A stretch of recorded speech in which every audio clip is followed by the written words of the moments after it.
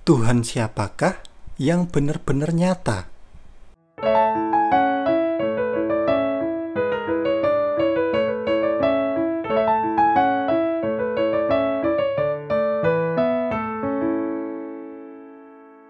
Untuk kawanku semuanya, selamat datang di Pusat Rohani.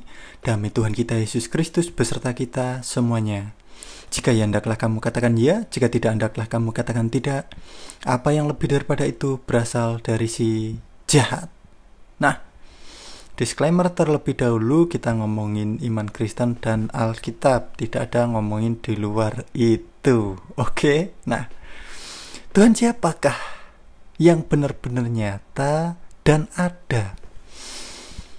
Ada yang bilang Tuhan ini gak ada yang bisa melihat, gak ada yang bisa menjangkau. Tuhan ini gak bisa ke bumi, ke dunia ini. Kalau ke dunia, ke bumi ini, nanti dunia hancur, bumi hancur. Nah, ada orang yang berkata seperti itu. Ya memang benar. Benar apa? Benar beda Tuhannya. Tuhannya kita dengan Tuhan orang-orang yang mengatakan seperti itu.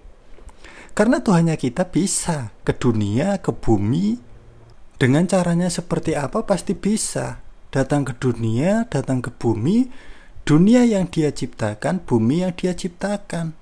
Lah masa Tuhan kemudian gak bisa datang ke dunia? Langsung saja mari kita lihat Musa. Musa bertemu Tuhan. Musa melihat Tuhan. Itu Tuhan yang benar. Itu Tuhan yang nyata. Disaksikan banyak orang. Bangsa Israel. Para rasul juga melihat Tuhan secara langsung. Siapa Tuhan yang benar? Ya Tuhan Yesus Kristus yang sungguh-sungguh nyata ada. Kalau Tuhan palsu yang gak tahu keberadaannya di mana. Gak ada yang pernah melihat Tuhan. Tuhan ini gak bisa dijangkau. Gak ada yang pernah melihat. Gak ada yang tahu. Lah terus bagaimana? Kok bisa tahu itu Tuhan? Itu Tuhan atau setan?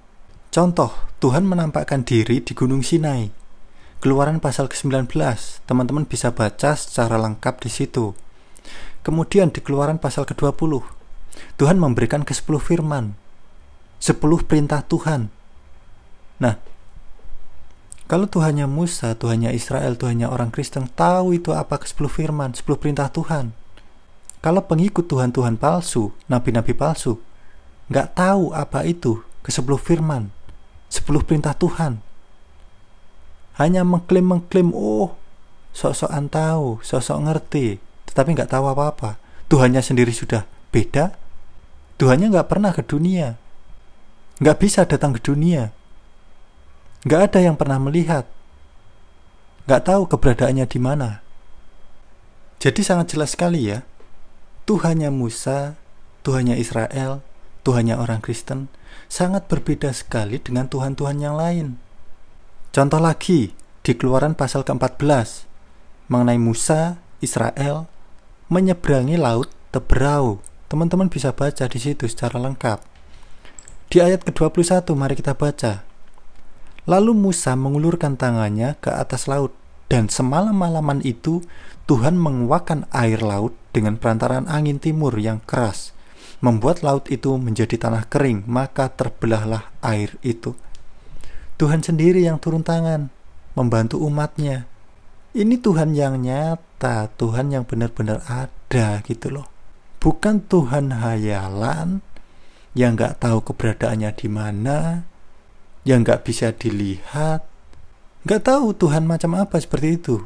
Mulai zaman perjanjian lama, Tuhan sudah menampakkan wujudnya, menunjukkan identitasnya, sehingga umatnya tahu siapa Tuhan yang benar, Tuhan yang benar-benar nyata gitu loh.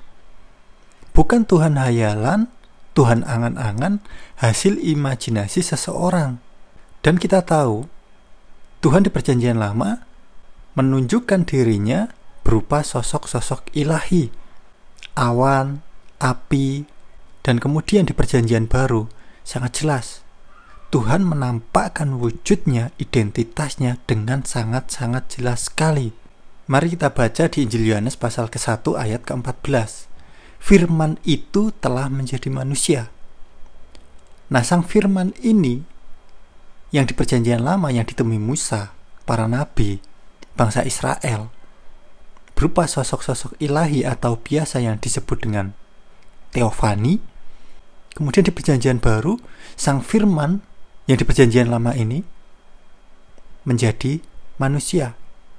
Injil Yohanes pasal 1 ayat ke-14. Firman itu telah menjadi manusia.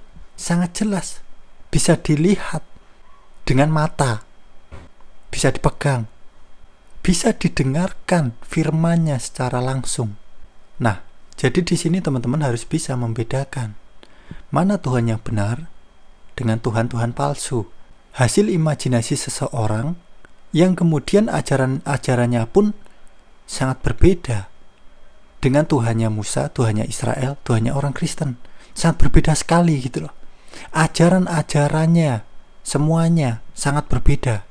Nah, jadi teman-teman harus waspada terhadap ajaran-ajaran dari Tuhan-Tuhan palsu yang diberitakan oleh nabi-nabi palsu gitu loh. Karena kita tahu Tuhan kita ya sangat nyata sekali. Oke? Nah, baik kawan, cukup sekian dulu video kita kali ini. Semoga teman-teman saudaraku semuanya terberkati. Untuk teman-teman yang mungkin baru saja menonton video di channel YouTube Pusat Rohani, bisa dukung kami dengan cara tekan tombol subscribe-nya untuk mendukung channel ini agar terus berkembang dan mewartakan kerajaan Tuhan kita, Yesus Kristus. Nah, baik kawan, terima kasih sudah nonton video di channel YouTube Pusat Rohani. Damai Tuhan kita Yesus Kristus beserta kita semuanya. Terpujilah Tuhan kita Yesus Kristus. Amin.